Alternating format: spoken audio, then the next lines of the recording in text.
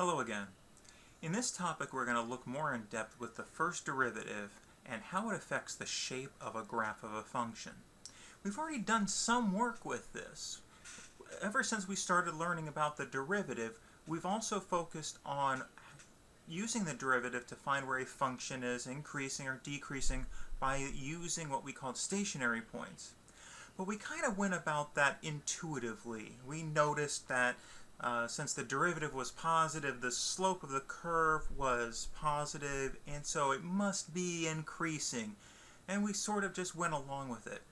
That's not good enough for a mathematician. Mathematicians need proof. And so we're going to prove one of the statements here, but also we're going to put our understanding of increasing and decreasing on more solid ground. Give it a better definition so that way we can actually prove a statement. And then we'll see some examples of how we can easily find where a function is increasing or decreasing.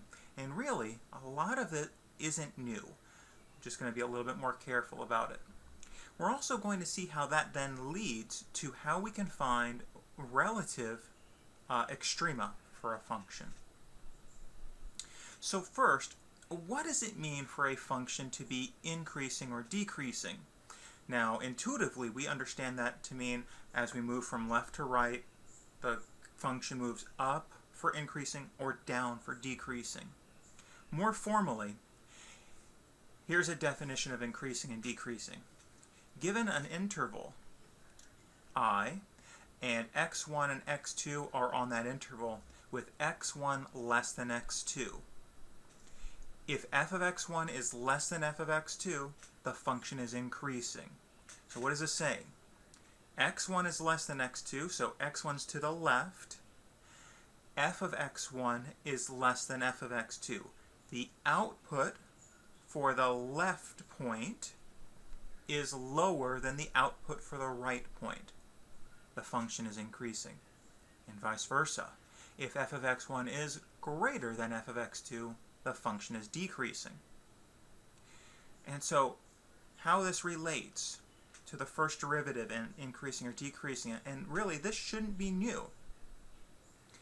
If the derivative of the function is positive on an interval, the function is increasing on the interval.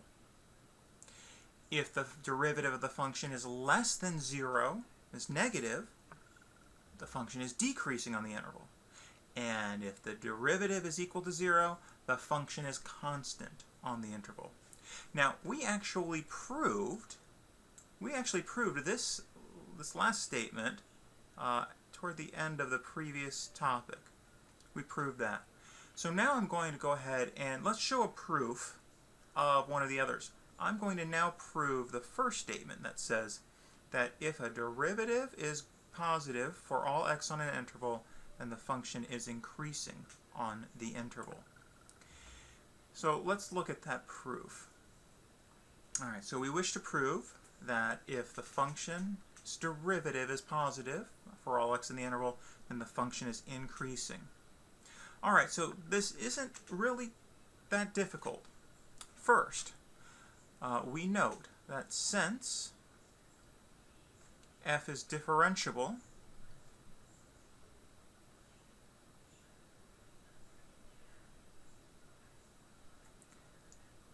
then it is also continuous on the interval.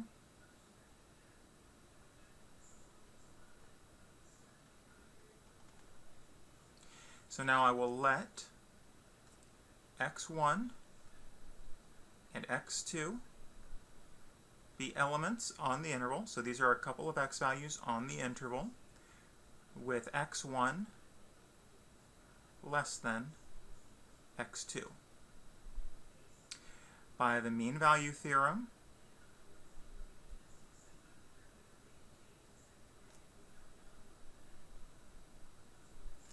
there exists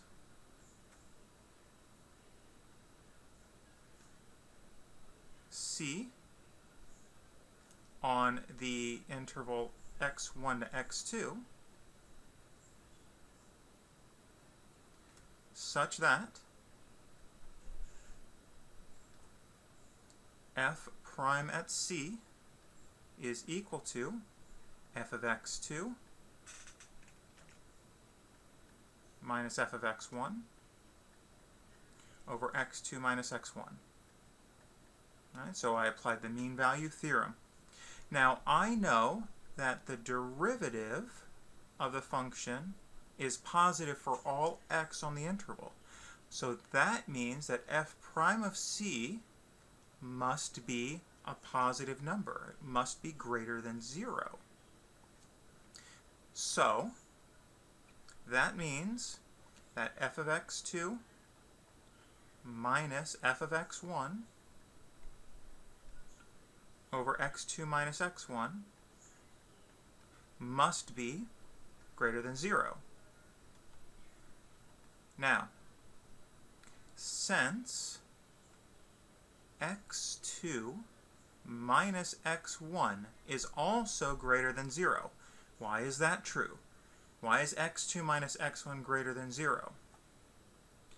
Well, I said earlier that let's choose x1 to be less than x2. If x1 is less than x2, then x2 minus x1 must be greater than 0. Now, since x2 minus x1 is greater than 0, then f of x2 minus f of x1 must be greater than 0. Basically, if x2 minus x1 is greater than 0, I can multiply both sides of the inequality by that value, x2 minus x1, and since I know x2 minus x1 is positive, that doesn't affect the symbol of inequality. So then f of x2 minus f of x1 is greater than 0, and f of x2 is then greater than f of x1, just using a little bit of algebra. But that tells us, so f is increasing. Because remember, I chose x2 to be less than x1, and here I see that f of x1 is less than f of x2, which is the condition for an increasing function, and that proves this statement. A similar proof can be done for the decreasing statement. It's not too difficult. It might be good practice to try that one out, especially if you're thinking about going into more formal mathematics. All right, so now that we have a good foundation of what we mean by increasing and decreasing and its relation to the first derivative, let's see some examples. So here's an exercise from Paul's online notes where we are given the graph of the derivative of a function. All right, so this is not the function, this is the derivative of the function. From this graph, determine the intervals in which the function increases and decreases. Okay, so recall, for an increasing, that means that the derivative is positive on an interval. Decreasing means that the derivative is negative on an interval. And this graph, remember, this graph is the graph of the derivative function. So where is the derivative greater than 0? Where is the derivative greater than 0? This is the derivative function, and it is positive there and there. Where is the derivative less than 0?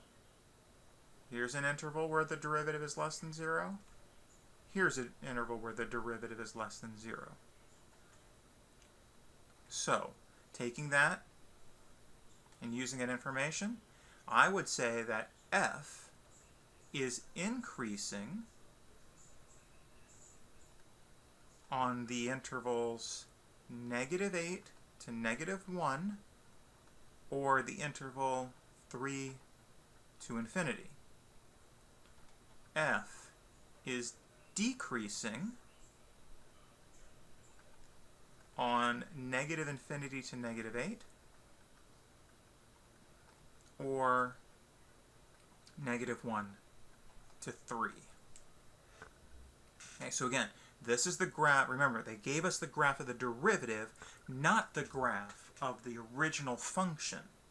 Okay, so we've got to be very careful about the information that we are given and how we use it.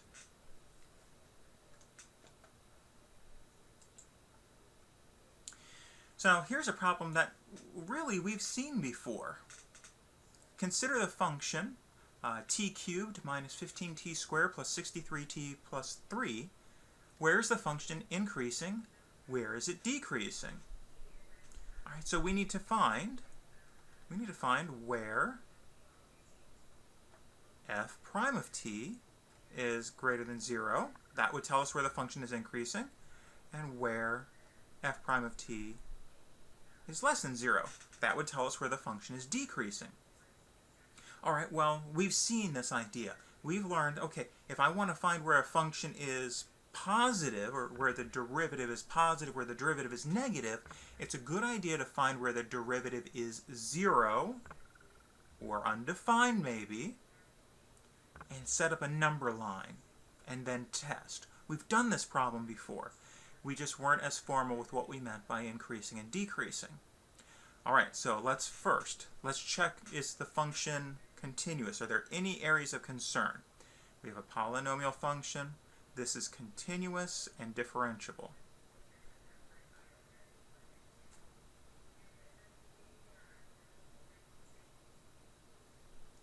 For all t on the domain, right? For all t. Let's calculate the derivative. F prime of t is 3t squared minus 30t plus 63. Now that will never be undefined. Can it equal 0? Let's solve. 3t squared minus 30t plus 63 is 0. I can factor out a 3. That's 3 by t squared minus 10t plus 21. And that factors further. That's t minus 3 by t minus 7. So that tells me that my critical numbers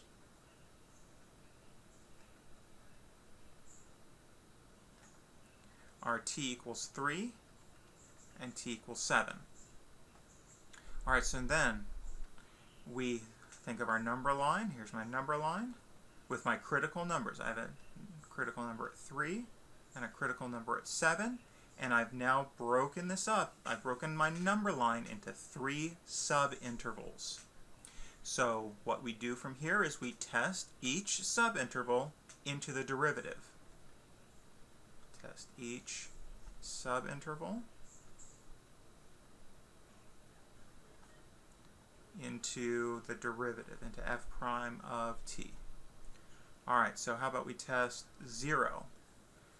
That would be in the interval from negative infinity to 3. And it's a good idea, if you have a nice factored form, it's easiest to test into that factored form.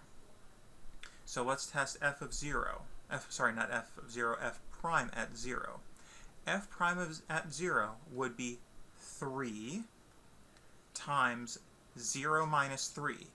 0 minus 3 is negative 3. 0 minus 7 is negative 7. So really, remember, if you have this nice factored form, all that matters is the signs.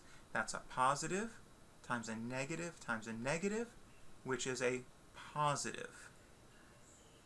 So f prime at 0, on this interval, on negative infinity to 3, f prime at t is positive over that first interval.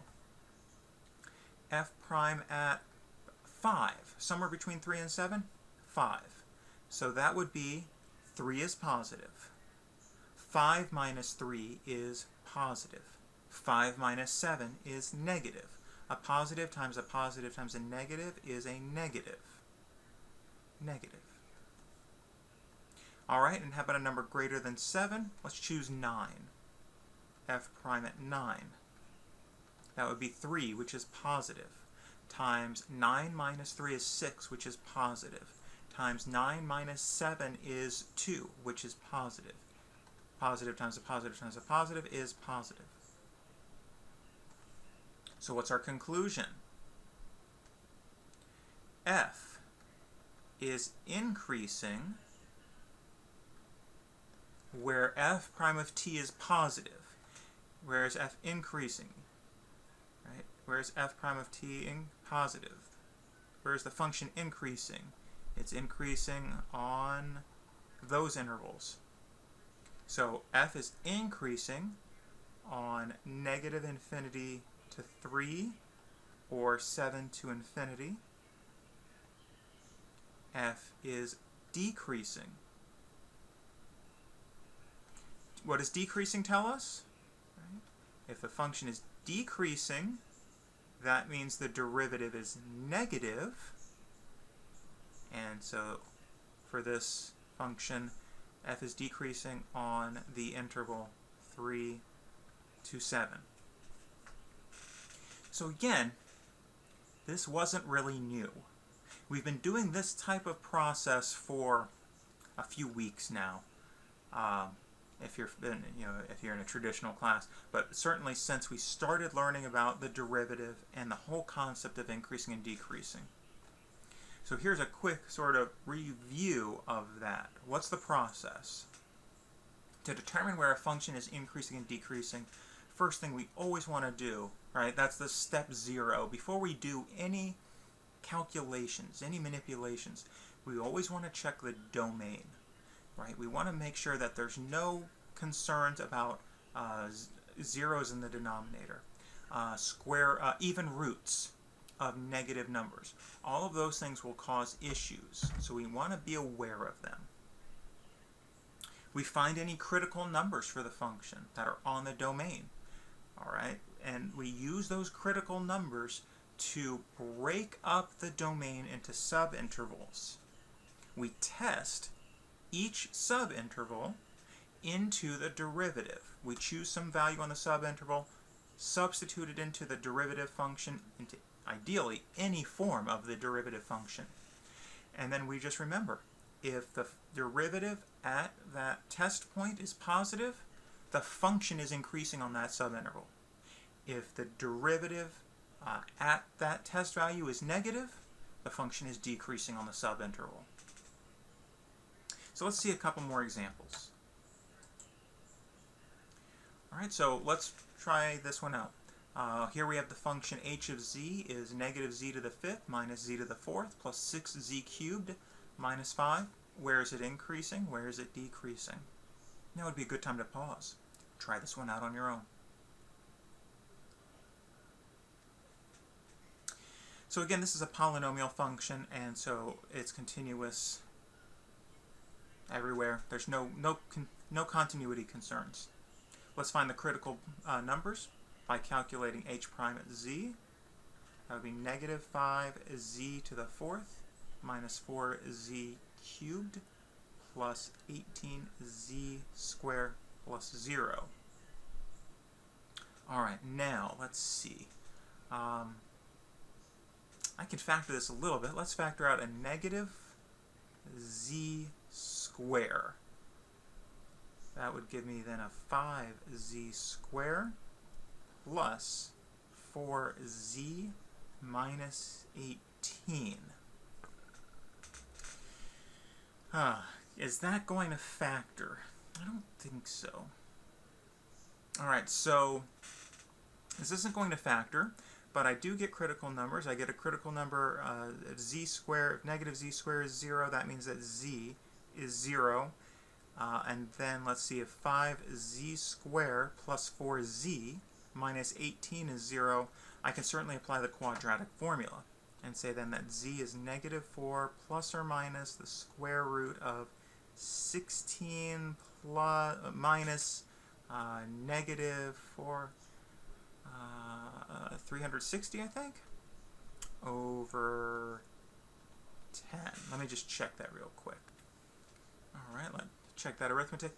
Now, so this is what z is negative 4 plus or minus the square root of 376 over 10. Now that's not, 376 is not a perfect square, so I could not have factored over the integers, or the rationals I should say. Alright, so let's approximate this to get some understanding of these numbers.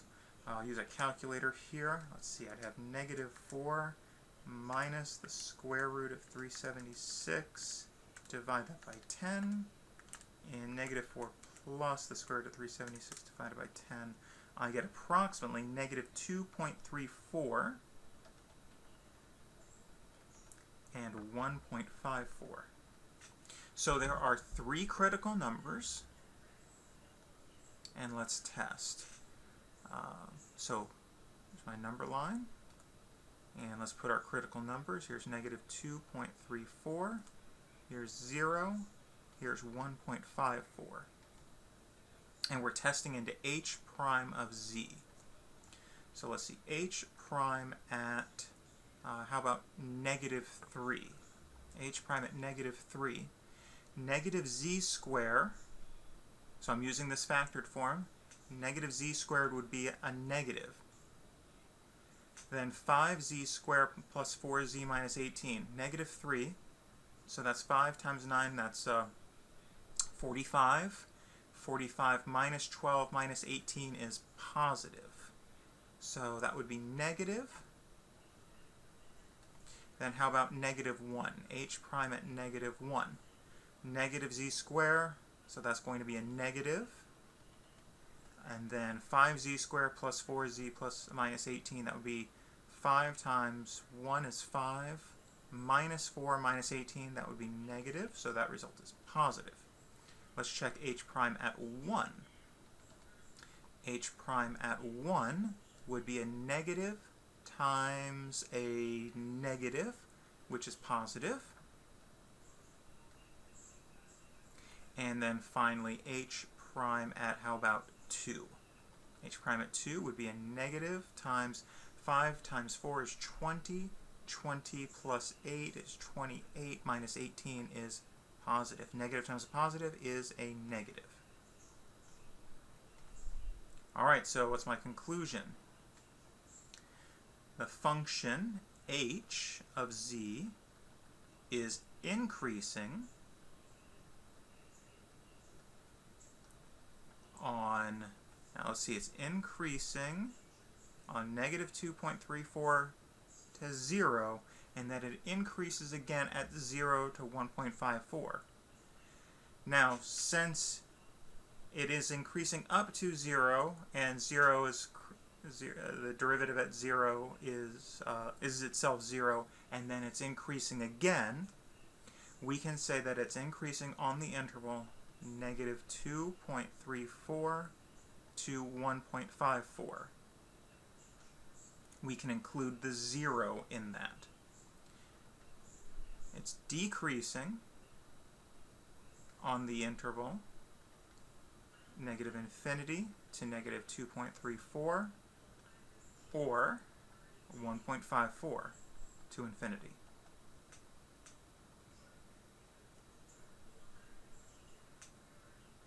Alright, let's look at one more of these. A little tougher. Alright, so here I have a rational function. F of x is x over x squared minus 8x plus 12. Again, where is this increasing or decreasing? Again, now would be a good time to pause. Try this one out on your own. Be careful. This function is undefined at a couple of values for x.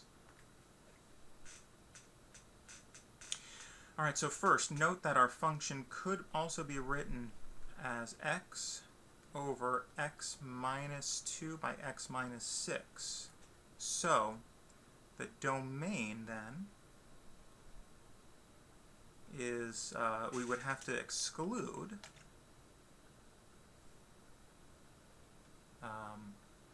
2 and 6. Now that becomes important later on. Even though the function is not defined at 2 and 6, the derivative can change sign at those points. So we have to include those values in our, and when we create our number line for the subintervals. So we have to remember to include those numbers. Alright, so there are continuity issues here. Let's calculate the derivative. F prime at x, using the quotient rule, that would be 1 by x squared minus 8x plus 12 minus x by 2x minus 8 over x squared minus 8x plus 12 squared. So that's x squared minus 8x plus 12 minus 2x squared plus 8x. Got to be careful with signs. And then we'd have the denominator square still.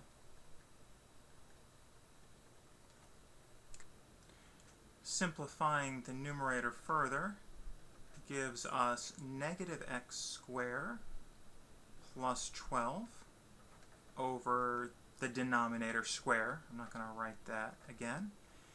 Alright, so now the denominator can't equal 0 because the only values for x that would make the denominator 0 are 2 and 6, and they aren't in the domain of the function. But the numerator can equal 0.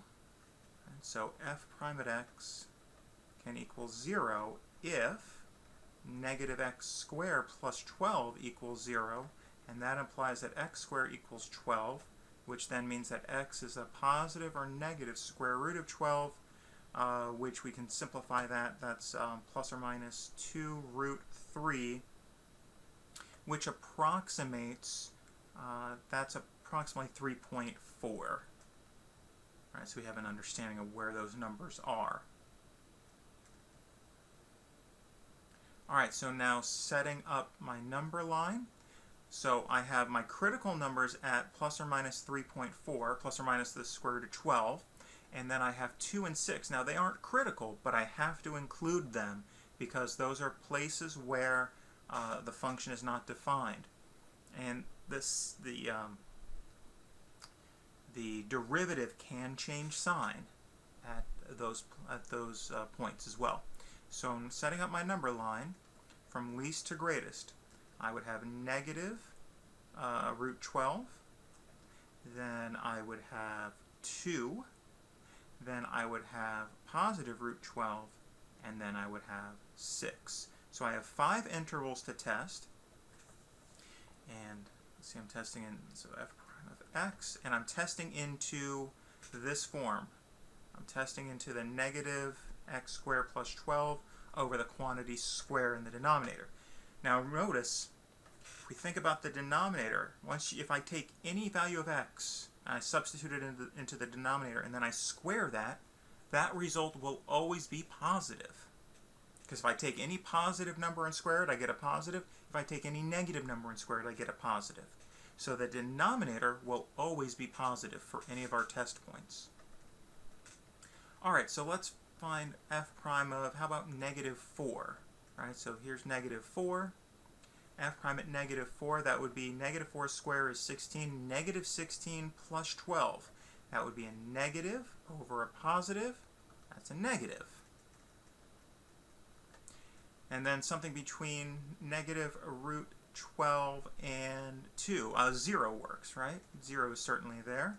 F prime at 0 would be a positive over a positive. That's a positive. How about f prime at 3? F prime at 3 would be negative 9 plus 12. That would be a positive over a positive, which is a positive. F prime, something between 3.4 and 6. How about 4? Let's test 4 again. Positive 4 this time.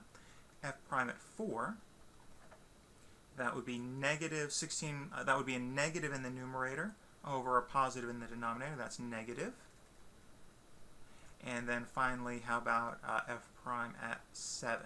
F prime at 7 would end up being a negative over a positive, which is negative. Alright, so what's our conclusion? Where is the function increasing? Increasing where the derivative is positive. The derivative is positive over negative root 12 to 2, and then again from 2 to root 12. And now we've got to be careful here. I cannot include the 2 in my interval for increasing because the function is not defined at x equals 2. So I'll say that f is increasing on negative root 12 to 2 or 2 to root 12. Where is the function decreasing? Where the derivative is negative. And again, I cannot include the 6 in this interval because the function is not defined at x equals 6. F is decreasing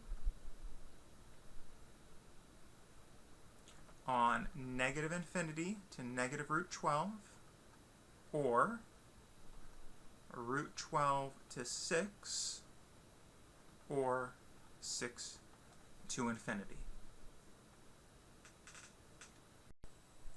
So that gives us some reminders and some ideas on increasing and decreasing functions. So I'm going to stop this video and we're going to go to a second video which shows how we can use the concepts we've learned about increasing and decreasing along with a little bit more information about the first derivative to tell us about how we can find where a function has a relative maximum or a relative minimum.